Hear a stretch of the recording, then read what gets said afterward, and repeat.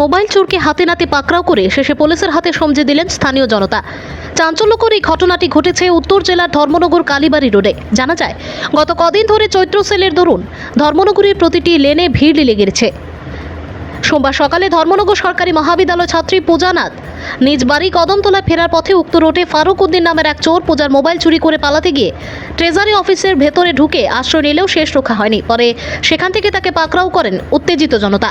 শেষে ধৃতকে উত্তম মধ্যম দিয়ে সমঝে দেওয়া হয় ধর্মনগর পুলিশের হাতে। বর্তমানে উক্ত বিষয়টি খতিয়ে দেখছে পুলিশ। উল্লেখ্য যে চৈত্র সেলকে মোক্ষম হাতিয়ার করে গত কয়েকদিন ধরে ধর্মনগর সহ আশপাশ এলাকায় চোর ও ছিনতাইবাজদের আস্ফালন মাথা চাড়া দিয়ে উঠেছে। এতে শঙ্কিত হয়ে পড়েছেন স্থানীয়রা। সৃষ্ট সমস্যা নিরসনে এলাকার সচেতন মহল পুলিশকে কঠোর হবার আহ্বান জানান। ভানুচন্দ্রের রিপোর্ট। আজকে ঘটনাটা আমি দোকানের মধ্যে ড্রেস দেখি আর আমি কাপড় পরিতে দেখি আর তো আমার হাতের মধ্যে আইসক্রিম আসলো।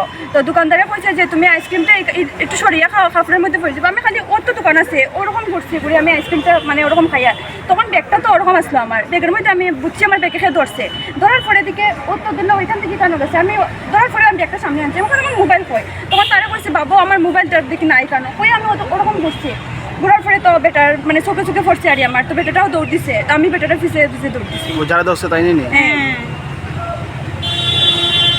তোমার নাম কি? পূজা নাথ।